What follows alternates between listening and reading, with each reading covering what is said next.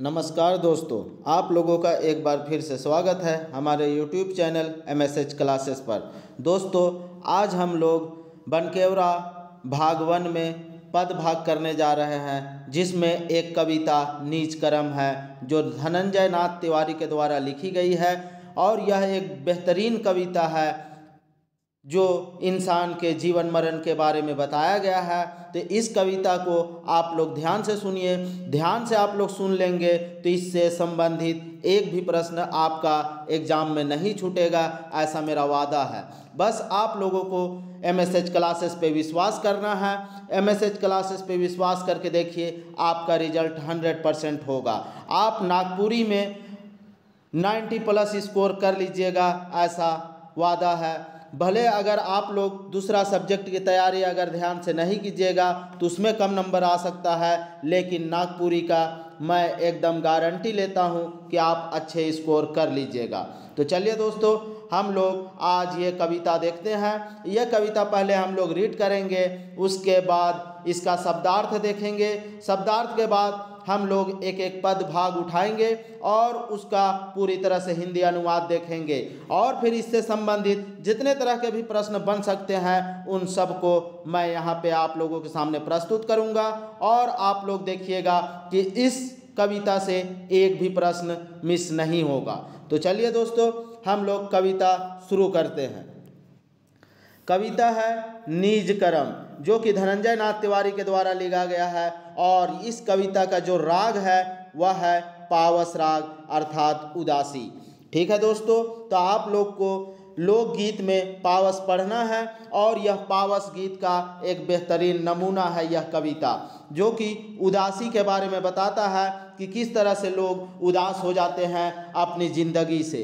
तो यहाँ यही दर्शाया गया है कि लोग इस दुनिया में पढ़ के और अपना कर्म सही से नहीं कर पाते हैं और फिर सब कुछ छोड़ के इस दुनिया से चले जाते हैं। इसी के बारे में यहाँ दर्शाया गया है। अब हम लोग कविता रीड करते हैं। तन चाहे जतय सुंदर पाए, प्राण पंछी जब उड़ जाए, लागे बोझ सब करे, बंद मुट्ठी रहे आवे घड़ी, खुला तरहत जाए घड़ी, कोई नहीं डगरे भाई, नीच कर्म संगे सगरे। 3.5 गज ढाइप देल, भाई मिली कांधे लेल, राम नाम पुकारे, सारा सच के तैयार भेल, कोई आगे जराय देल, कोई माटी तरे धरे भाई, नीच कर्म संगे सगरे, फेरा लेके जे कसम खाए, झरझर लोर बहाए, गिरे घर भीतरे, पुत्र मुखे अग्नि देल, 13वां जब बीत गेल, पगड़ी सिर परे भाई, नीच कर्म संगे सगरे, कायल तक जे रहें संग, कर ली जे कर ले सबके तंग, धन लूट बटोरे, माया में गमली उनके भुलाए, जायक परी सेके बिसराय, एक एहे तो नीटरे भाई, नीच कर्म संगे सगरे, पाप के मिली जुदा सजाए, पुण्य फल जरूरे में पाए, प्रभु से नहीं डरे, 184 जन्म जाल, परम धाम से नेह लगाल, सत्संग करे भाई, नीच कर्म संगे सगरे, मवैत उके डेरुआए, कर्तव्य से जे कतराए, हरि जाप नहीं करे, नाम अमर लिखल जाए, सुगंध जब तेवारी पाए, करे जय गिरधरे भाई, नीच कर्म संगे सगरे। तो इस तरह से दोस्तों हम लोग कविता का रीड कर चुके हैं। अब हम लोग इसका शब्दार्थ के बारे में देखते हैं कि कौन सा शब्दार्थ है जो हमें आगे काम आने वाला है। तो दोस्तों यहाँ पे हम लोग देखते हैं, जतई का अर्थ हुआ जीतना, और प्राण का अर्थ हुआ दोस्तों प्राण, और उड़ का अर्थ हुआ उड़ना, और यहाँ पे तरहत का अर्थ हुआ दोस्तों खुला हाथ। खुला हाथ को ही तरहत बोला जाता है, यानी हथेली को, जो हथेली खुली हुई होती है उसे ही तरहत कहा जाता है।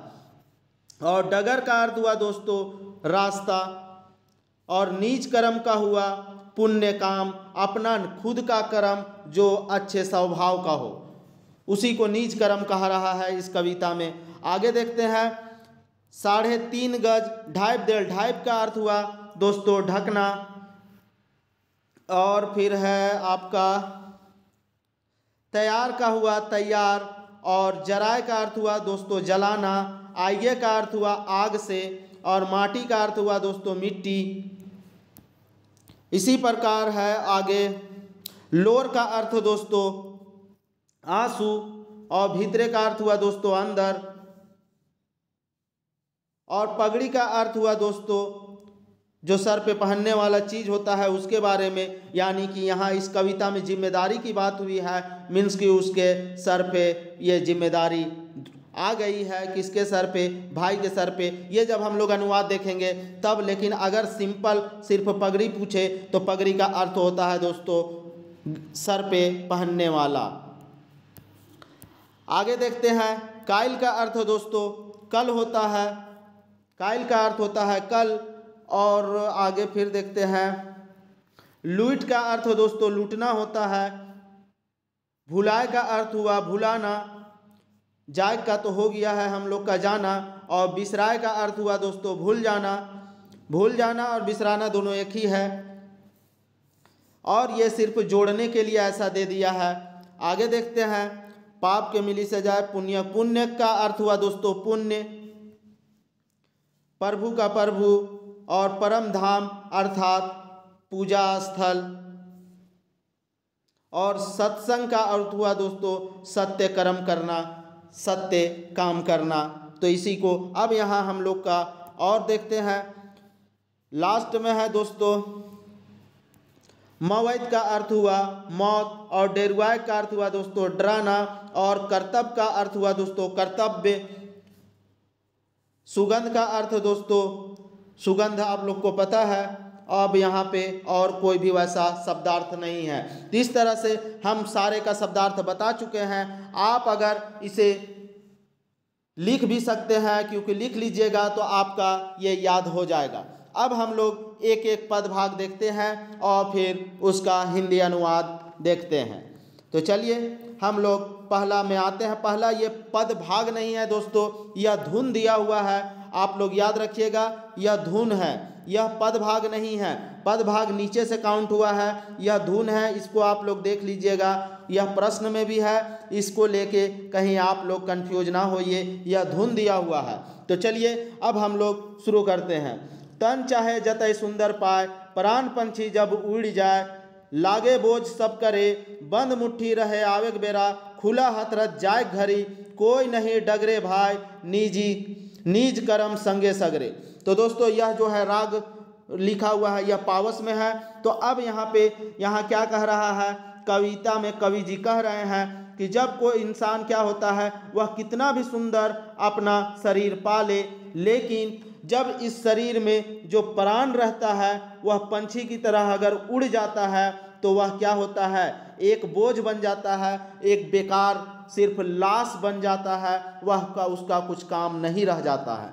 किसका? जब उसका जो प्राण है वह पंछी की तरह उस शरीर से निकल जाए, तब उस सुंदरता का कोई मायने नहीं रह जाता है। इंसान जब इस दुनिया में आता है तो मुट्ठी बंद करके आता है, लेकिन जब इस दुनिया से जाने लगता है तो पूरी तरह से हाथ खुला रहता है, कुछ भी लेके नहीं जाता है, वह पूरी तरह से खाली होता है। उसका डगर या उस रास्ते में उसके साथ कोई नहीं होता है उसके साथ तो सिर्फ उसका अपना कर्म होता है, जो कि अच्छा कर्म या अच्छा आचरण वो कर लिया हो तो वही उसके साथ रहेगा। इसलिए हम लोग को कवि जी कह रहे हैं कि आप लोगों को निज कर्म करना चाहिए, अर्थात पुण्य का काम करना चाहिए। अब इसको हम लोग पूरी तरह से वाक्यों के साथ देखते हैं कि वाक्य में इसे हम किस तरह से बोल सकते हैं। इंसान चाहे कितना भी सुंदर तन अर्थात शरीर पाले, लेकिन जब पंछी रूपी प्राण उड़ जाती है तो वह बेकार और बोझ के समान हो जाता है। इंसान इस दुनिया में मुट्ठी बंद करके आता है, और जब इस जहाँ अर्थात दुनिया से जाता है तो हाथ खुला करके अर्थात खाली हाथ जाता है। उसके साथ चलने के लिए कोई भी नहीं होता। अगर कोई साथी है तो वह उसका खुद का अच्छा कर्म अर्थात पुण्य होता है, और यही कभी भी उसका साथ नहीं छोड़ता है। हमेशा यह जो नीच कर्म है वह उसके साथ होता है। अब हम लोग का पहला पद स्टार्ट हो रहा है दोस्तों। यह धुन था, बार बार बोल रहे हैं, याद रखिएगा, यह धुन था। अब हम लोग पहला पद स्टार्ट करते हैं। 3.5 गज ढाइप देल, भाई मिली कांधे लेल, राम नाम पुकारे, सारा सज के तैयार भेल, कोई आगे जराए देल, कोई माटी तरे धरे भाई नीच करम संगे सगरे। तो दोस्तों यहाँ पे जब इंसान की मृत्यु होती है तो क्या होता है, उसे 3 गज का जो डोला होता है उसमें उठा के और उसके भाई लोग उसे कांधे पे ले जाते हैं राम नाम की जाप करते हुए। और जब वह राम नाम की जाप करते हुए उसे ले जाते हैं तो और वह लोग सारी तैयारी के साथ जाते हैं कि अगर उसे जलाना हो तो जला देंगे और अगर उसे दफनाना हो तो दफना देंगे। यह सारी तैयारी वे लोग करके जाते हैं। उसे कोई आग में जला देता है, कोई मिट्टी में दफना देता है और फिर सभी लोग वापस आ जाते हैं। और उसके साथ कोई अगर रहता है तो उसका अपना पुण्य का किया हुआ काम अर्थात निज कर्म। तो चलिए दोस्तों, इसे अब हम लोग वाक्यों के साथ देखते हैं। एक बार आप लोग बस ध्यान से, अगर एक बार में समझ ना आए तो आप इसे 2 बार देख लीजिएगा। 2 बार देखने के बाद आपको यह कविता पूरी तरह से आपके दिमाग में छप जाएगा। जब मनुष्य की मृत्यु होती है तो उसे 3.5 गज के डोले में ढककर भाई लोग अपने कंधे में उठा के ले जाते हैं। राम नाम की जाप करते हुए सभी प्रकार की साज व सामान की तैयारी के साथ किसी को आग में जला दिया जाता है तो किसी को मिट्टी में दफना दिया जाता है। इसके उपरांत सभी लोग वापस आ जाते हैं, उसके साथ कोई नहीं रहता। लेकिन इस स्थिति में भी उसका निज कर्म अर्थात पुण्य का काम उसके साथ बाकी रहता है या उसके साथ रहता है। अब हम लोग दूसरा पदभाग देखते हैं दोस्तों। दूसरा पद है, फेरा लेके जे कसम खाए, झर झर झर लोर बहाए, गिरे घर भीतरे, पुत्र मुखे अग्नि देल, 13वां जब बीत गेल, पगड़ी सिर पड़े भाई, निज कर्म संगे सगरे। तो दोस्तों इस पदभाग में कहा गया है कि लोगों की जब विवाह होती है तो विवाह के समय बहुत सारे कस्में वादे खाए जाते हैं, लिए जाते हैं। और जब इंसान की मृत्यु होती है तो वह कसम टूट जाता है और लोग उसकी यादों में क्या करते हैं, झर झर झर झर आंसू बहाते हैं, यानी कि बेतहाशा रोने लगते हैं। और यह आंसू उसके घर के अंदर गिरने लगती है और फिर थोड़ी देर के बाद उसका जो पुत्र होता है वह उसे अग्नि दे देता है अर्थात उसे जला देता है। और इस दौरान जब 13वां दिन गुजर जाता है, 13वां जब बीत जाता है तो जो भी उस भाई की जिम्मेदारी होती है वह उसके भाई पर पड़ जाता है। जिसकी मृत्यु हुई है उसके भाई पर उसकी जिम्मेदारी अर्थात उसके बाल बच्चे की जिम्मेदारी, उसकी पत्नी की जिम्मेदारी और भी अन्य काम की जिम्मेदारी उसके भाई पर पड़ जाती है। और सब लोग फिर वहाँ से आ जाते हैं और इस दौरान उसका निज कर्म उसके साथ रहता है। यहाँ ना तो उसके साथ उसका भाई रहता है और ना ही उसकी पत्नी और ना ही बच्चे। उसके साथ अगर कोई रहता है तो वह उसका अपना पुण्य का किया हुआ कर्म अर्थात निज कर्म। तो चलिए दोस्तों, अब हम लोग इसे वाक्यों के साथ देखते हैं। मनुष्य की विवाह के समय जो फेरा लिया जाता है उस वक्त एक दूसरे से पति पत्नी विभिन्न प्रकार के वादा करते हैं और जब उसकी मृत्यु हो जाती है तो उस दौरान उसका जो वादा और कसम था वह टूट जाता है और मृत्यु के उपरांत वह कसमें वादे आंसुओं की तरह बह जाते हैं और जब बहने के बाद उसको अग्नि दिया जाता है। लेकिन मृत्यु के उपरांत सभी कसमें वादे धरा का धरा रह जाता है और उसकी चिता पर उसका पुत्र अग्नि दे देता है और उसकी सारी जिम्मेदारी अर्थात बाल बच्चे व पत्नी की जिम्मेदारी उसके भाई पे आ जाती है। इस समय भी उसका पुण्य का जो किया हुआ काम है उसके साथ बना रहता है। अब अगला पदभाग देखते हैं दोस्तों। एकदम आप लोग को समझ में आ रहा होगा, मैं एक एक चीज़ आप लोगों को बता रहा हूँ, आप लोग बस विश्वास रखिए, आप लोग को पूरी तरह से यह कविता आज के बाद पढ़ने की ज़रूरत नहीं पड़ेगी। अगला है दोस्तों, कायल तक जे रहे संग, कर ली जे कर ले सबके तंग, धन लूट बटोरे माया में गमली उनके भुलाए, जाय पाड़ी से के बिसराए, एक एहे तो नी टरे भाई, नीच करम संगे सगरे। तो दोस्तों यहाँ पे कल तक जो आपके साथ रहता था, आपके हर जगह हर दुख सुख में साथ रहने वाला वो लोग, आप जिसके लिए वही लोगों के लिए आप क्या किए, बाकी दूसरे लोगों को तंग किए और उन लोगों से धन लूट के उन लोगों को तंग किए, और वह धन अपने लोगों के लिए जिसके साथ आप रहते थे उन लोगों के लिए जमा किए। लेकिन वो लोग क्या हुए, आपके मृत्यु के उपरांत ही आपको भुला दिए अर्थात बिसरा दिए। और यहाँ पे यह दुनिया की ऐसी रीत है कि ऐसा ही सभी के साथ होता है। एक एहे तो नी टरे भाई, अर्थात यही एक रीत है जो इंसान का कभी बदलता नहीं है कि मृत्यु के बाद इंसान को भुला दिया जाता है। यह एक सत्य है जिसे कोई बदल नहीं सकता है, लेकिन आपका जो नीच कर्म है उसे इंसान कभी नहीं भुला सकता, वह हमेशा सभी के यादों में बसा हुआ रहता है। तो इसलिए हम लोगों को कभी पुण्य काम करने के लिए कह रहे हैं। तो अब हम लोग इसका देखते हैं पूरी तरह से हिंदी अनुवाद वाक्यों के साथ। कल तक आप जिसके साथ थे, जिसके आराम के लिए बाकी लोगों को तंग किया, उससे लूट बटोर के धन जमा किया, वे लोग भी आपके मोह माया को भुला बिसरा देंगे। यही तो दुनिया की रीत है, फिर भी आपका नीच कर्म आपके साथ रहेगा।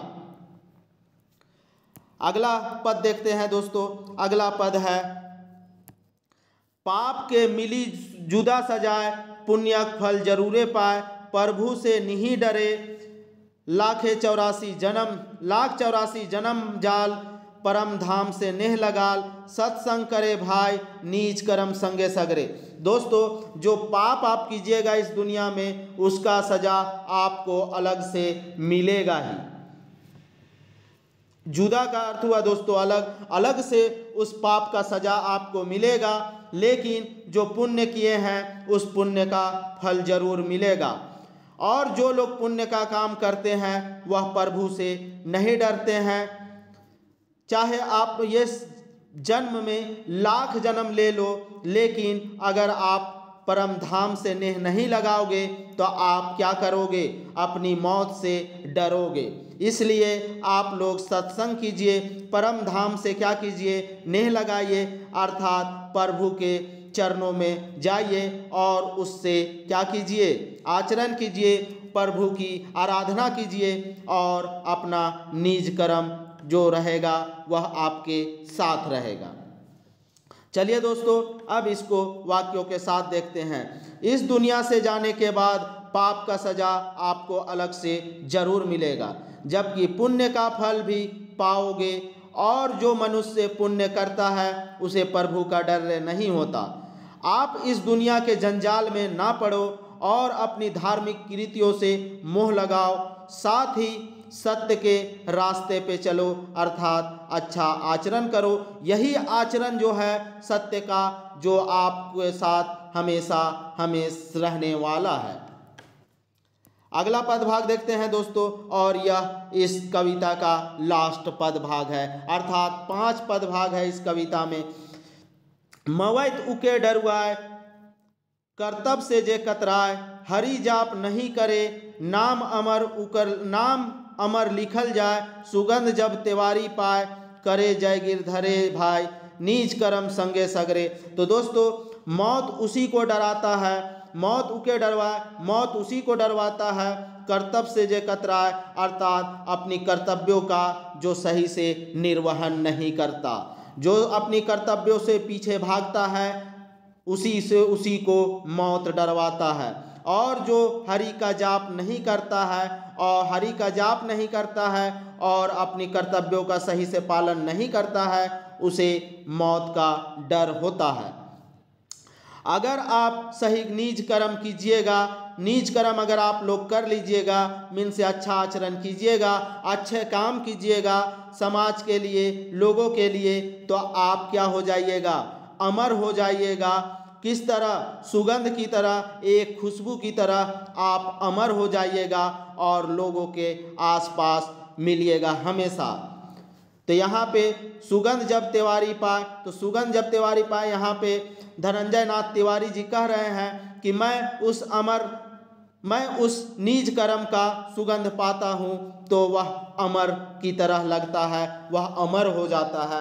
अर्थात आपको नीच कर्म करने अर्थात पुण्य का काम करने की सलाह दी रही है। चलिए अब हम लोग वाक्यों के साथ इसको देखते हैं।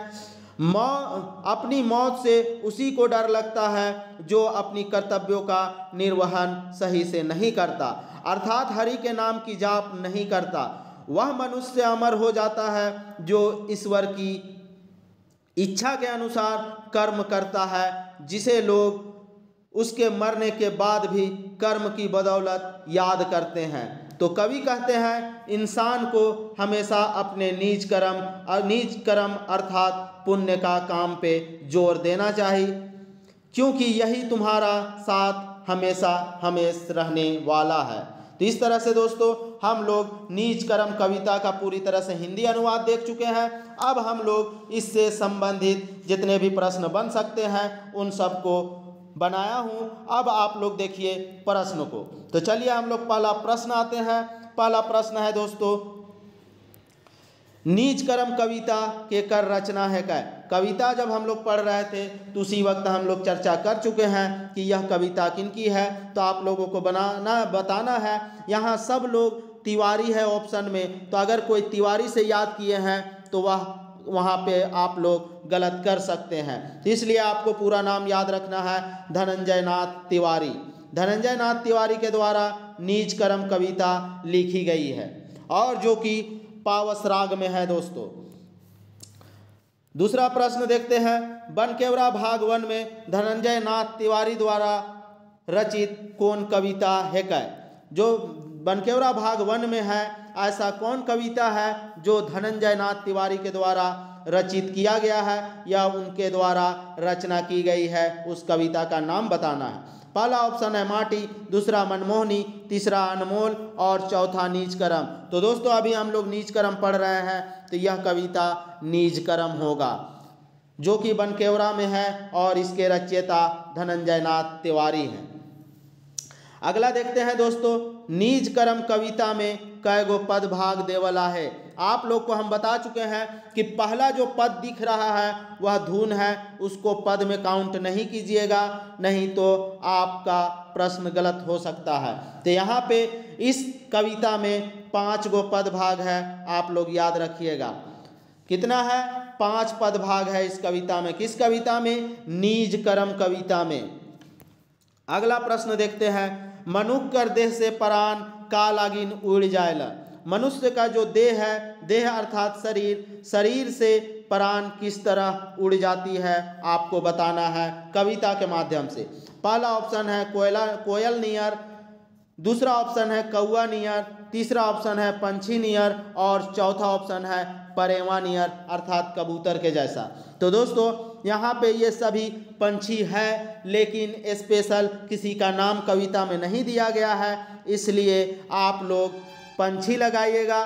पंछी में ये सब आ जाएंगे, लेकिन किसी का स्पेशल नाम दिया हुआ रहेगा, तो नाम किसी का नहीं बताया गया है कविता में, इसलिए इस प्रश्न का उत्तर ऑप्शन सी पंछी के जैसा। अगला प्रश्न देखते हैं, मनुष्य का सुंदर रूप कखन बेकार हो जाएला। मनुष्य का जो सुंदरता है वह कब बेकार हो जाता है, जिसका कोई भी मूल्य नहीं होता, वह कब, वही बताना है। पहला ऑप्शन है हाथ टूटल के बाद, दूसरा है मूड़ फाटल बाद अर्थात सर फटने के बाद, तीसरा ऑप्शन है जैर धर ले अर्थात बुखार होने के बाद, और चौथा ऑप्शन है प्राण निकल ले अर्थात प्राण निकलने के बाद। तो दोस्तों जब इंसान के शरीर से क्या निकलता है, प्राण निकल जाती है, तो वह उसका जो शरीर होता है वह क्या होता है, बेकार हो जाता है। इस प्रश्न का सही उत्तर होगा ऑप्शन डी। अगला प्रश्न देखते हैं, मनुष्य जब इस दुनिया में आवेला तब डॉट डॉट डॉट। अब आपको बताना है आगे क्या होगा। आगे क्या होता है जब वह इस दुनिया में आता है? मुट्ठी बंद रहेला, मुट्ठी खुला रहेला, सोना ले ले रहेला और या पैसा ले ले रहेला, अर्थात पैसा लिए हुए रहता है। तो दोस्तों इस दुनिया में जब मनुष्य आता है तो उसकी मुट्ठी क्या होती है? बंद होती है, अर्थात वह खाली हाथ आता है और खाली हाथ भी जाता है। लेकिन आने के वक्त मुट्ठी जो होता है वह बंद होता है।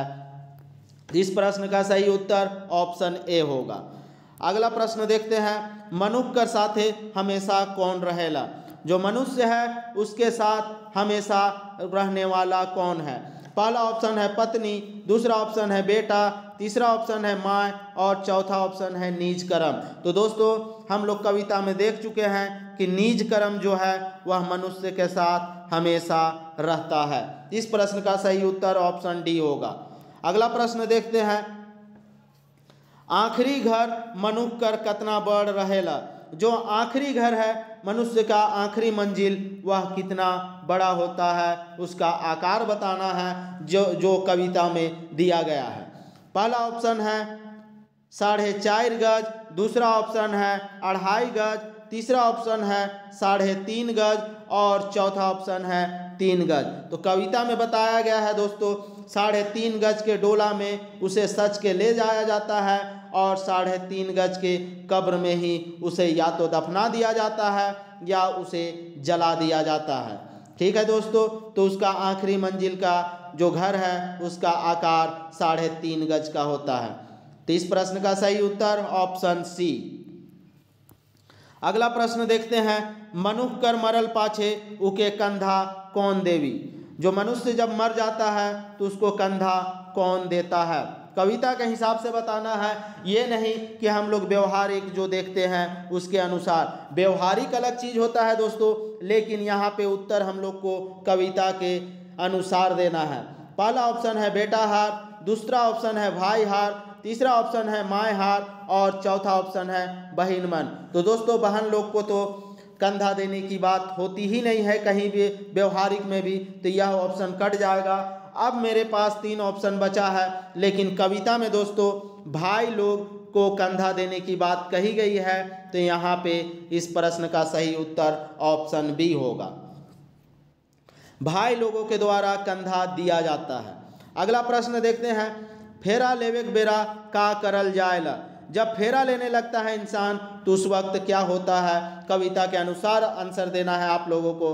पहला ऑप्शन है कसम देवल जाएला, दूसरा ऑप्शन है वादा करल जाएला, तीसरा ऑप्शन है ए और बी दुयो और चौथा ऑप्शन है इकर में केव नहीं। तो दोस्तों जो कसम है, कसम को ही वादा कहा जाता है, वादा ही एक प्रकार का कसम है, तो इसलिए इस प्रश्न का सही उत्तर ए और बी दोनों होगा, अर्थात ऑप्शन सी। ऑप्शन सी में ए और बी दोनों समाहित है, इसलिए इस प्रश्न का सही उत्तर ऑप्शन सी। अगला प्रश्न देखते हैं दोस्तों, जराय कर अर्थ का होवेला? जराय का अर्थ आपको बताना है कि जराय का अर्थ क्या होता है। पहला ऑप्शन है भूख लगना, दूसरा ऑप्शन है जलाना, तीसरा ऑप्शन है बुहाना अर्थात बहा देना और चौथा ऑप्शन है गाड़ देना अर्थात दफन कर देना, जमीन में दफन कर देना। तो दोस्तों ये बताइए आप लोग, तो हम लोग जानते हैं, कविता में बता चुके हैं, शब्दार्थ में भी मैं बता चुका हूँ, जराय का अर्थ जलाना होता है। कुछ लोग जो होते हैं जो लाश होती है उसे जलाने का काम करते हैं और कुछ लोग उसे दफनाने की काम करते हैं, तो यहाँ जराय का अर्थ दोस्तों जलाना होगा। अगला प्रश्न देखते हैं, लोर कर अर्थ का होवेला? लोर का अर्थ आप लोगों को बताना है दोस्तों। लोर का अर्थ दोस्तों आंसू होता है। इस प्रश्न का सही उत्तर ऑप्शन सी आंसू होगा। अगला प्रश्न देखते हैं, शादी बेरा सब खाल कसम कखन टूट जाएला? जब शादी के वक्त जो फेरा होता है उस वक्त बहुत सारे कस्में वादे खाए जाते हैं, वह वादे कब टूट जाता है? आपको बताना है कि वह वादा कब टूटता है। पहला ऑप्शन है खाल पाछे, मीन्स कि हम लोग जैसे ही खाना खाते हैं उसके बाद, सूतल पाछे, सोने के बाद वह वादा और कस्में टूट जाते हैं। तीसरा ऑप्शन है मोरल पाछे, अर्थात मरने के बाद वह कस्में और वादे टूट जाते हैं। चौथा ऑप्शन है लड़ल पाछे, अर्थात लड़ाई करने के बाद वह कस्में और वादे टूट जाते हैं। तो दोस्तों कविता में बताया गया है कि जब इंसान की मृत्यु होती है तो वह कसम और वादा धरा का धरा रह जाता है, अर्थात टूट जाता है। तो इस प्रश्न का सही उत्तर होगा ऑप्शन सी। मनुख कर मोरल पाछे, उके अग्नि कौन देवेला। मनुष्य जब मरता है तो उसको अग्नि देने का काम किसके द्वारा किया जाता है, आपको बताना है। जनरली हमारे हिंदू भाई बहनों में अग्नि देने का काम होता है वह एक पुत्र के द्वारा होता है। तो यहाँ पे इस प्रश्न का उत्तर होगा दोस्तों क्या, बेटा। बेटा को ही पुत्र कहा जा रहा है, तो अग्नि देने का काम जो होता है वह बेटा के द्वारा किया जाता है। अगला प्रश्न देखते हैं, मौत से कौन नी डराएला। मौत है, मौत होता है, मौत का अर्थ दोस्तों, तो मौत से, जो मौत है उससे कौन नहीं डरता। पहला ऑप्शन है पापी आदमी, जो पाप करता है, पापी रहता है वो नहीं डरता। पुण्य करल आदमी, मतलब कि जो पुण्य का काम करता है वो नहीं डरता। गोम के, अर्थात पति नहीं डरता। चौथा ऑप्शन है सब के, अर्थात पापी आदमी, पुण्य किया हुआ आदमी और पति, ये तीनों लोग नहीं डरते। तो इस प्रश्न का सही उत्तर होगा दोस्तों जो पुण्य करता है, जो पुण्य का काम करता है वह अपनी मौत से कभी नहीं डरता। इस प्रश्न का सही उत्तर ऑप्शन बी। अगला प्रश्न देखते हैं, मनुष्य के का कर सजा जरूरे मिली। जो मनुष्य है उसको किस चीज का सजा जरूर मिलेगा, अलग से उसको सजा मिलना ही है। भले वह पुण्य करे, पुण्य का फल जरूर उसको मिलेगा, लेकिन साथ ही साथ उसका जो पाप करता है उसका सजा उसे अवश्य ही मिलेगा। इस प्रश्न का सही उत्तर दोस्तों पाप का सजा उसको अलग से मिलेगा ही प्रभु के द्वारा। अगला देखते हैं, अगला प्रश्न, मनुष्य के नीच कर्म कर फल कौन देवी। जो मनुष्य नीच कर्म अर्थात पुण्य का काम करता है उसका फल उसे कौन देता है। तो दोस्तों वो मनुष्य को उसके कर्म का फल कौन देता है, प्रभु के द्वारा उसे क्या मिलता है, उसका फल मिलता है। अर्थात इस प्रश्न का सही उत्तर ऑप्शन डी प्रभु होगा। अगला प्रश्न देखते हैं, मौत से कौन डराएला। जो मौत है उससे कौन डराता है, आपको बताना है। पहला ऑप्शन है कर्तव्य से जे कतराएला। दूसरा ऑप्शन है कर्तव्य से जे सत से करेला, कर्तव्य के जे सत से करेला। तीसरा ऑप्शन है ए और बी दुयो, और चौथा ऑप्शन है छुआ मन। तो मौत से कौन डराता है दोस्तों, मौत से वही डराता है जो अपने कर्तव्यों का निर्वहन क्या नहीं करता है, कर्तव्यों का निर्वहन। मौत से कौन डराता है, कर्तव्यों का निर्वहन सही से नहीं करता है, अर्थात अपनी कर्तव्यों से दूर भागता है, वही इंसान जो है मौत से डरता है। तो इस प्रश्न का सही उत्तर ऑप्शन ए। अगला प्रश्न देखते हैं दोस्तों, कायल कर अर्थ का होवेला। कायल का अर्थ आपको बताना है, कायल का। तो कायल का अर्थ दोस्तों कल होता है, आप लोग याद रखिएगा। कायल का अर्थ जो है वह कल होता है। इस प्रश्न का सही उत्तर ऑप्शन डी होगा। अगला प्रश्न देखते हैं दोस्तों, अगला प्रश्न है कर्तव्य कर अर्थ का होवेला। जो कर्तव्य दिया हुआ है तो उस कर्तव्य का अर्थ आपको बताना है। पहला ऑप्शन है निज कर्म, दूसरा है कर्तव्य, तीसरा है आचरण और चौथा है भुलाना। तो दोस्तों जो कर्तव्य है उसका अर्थ कर्तव्य होता है, आप लोग याद रखिएगा। कर्तव्य को ही नागपुरी में कर्तव्य कहा जाता है, क्योंकि यहाँ आधा ब वगैरह का और जो ऊपर छोटा र होता है उसकी मात्रा नागपुरी में भाषा में जनरली नहीं लगाया जाता है, तो इसलिए याद रखिएगा। अगला प्रश्न दोस्तों, परम धाम से नेह लगाल सत्संग करे भाई में नेह लगाल माने का होवेला। नेह लगाना का अर्थ आपको बताना है कि नेह लगाना मतलब क्या होता है। पहला ऑप्शन है दूर जाना, दूसरा ऑप्शन है लीन होना, तीसरा ऑप्शन है सपना देखना और चौथा ऑप्शन है याद करना। तो दोस्तों प्रभु की याद में, प्रभु के कहे हुए रास्ते पे लीन होना ही नेह लगाना कहलाता है। तो इस प्रश्न का सही उत्तर होगा ऑप्शन बी। अब यहाँ पे मैं आप लोगों को एक प्रश्न देता हूँ, उस प्रश्न का आप लोग जरूर से जरूर कमेंट करके आंसर बताइएगा। यह जो नीच कर्म कविता है वह किस राग में लिखी गई है? किस राग में लिखी गई है आप लोग जरूर बताइएगा। किस राग में लिखी गई है नीच कर्म कविता, आप लोग कमेंट करके जरूर बताइए। तो हाँ दोस्तों, आप लोग बिल्कुल भी वीडियो को शेयर नहीं कर रहे हैं। आप लोग इतना तो कर सकते हैं, कम से कम अपने जो तैयारी करने वाले भाई हैं उन भाइयों तक इसे शेयर कीजिए। और अगर वीडियो अच्छी लगे तो आप लोग लाइक ज़रूर कीजिएगा दोस्तों। और हाँ दोस्तों, अगर आप लोगों को PDF चाहिए तो आप लोग को एक लेक्चर का PDF 10 रुपये पे करना होगा। जो मेरा नंबर व्हाट्सएप का दिया हुआ है उस पर फ़ोनपे या गूगल पे कीजिएगा तो आप लोगों को पूरे हिंदी अनुवाद का लिखित नोट्स और पूरा प्रश्न उत्तर दिया जाएगा PDF के माध्यम से। तो चलिए दोस्तों, वीडियो में अंत तक बने रहने के लिए आप लोगों का धन्यवाद। जय झारखंड, जोहार।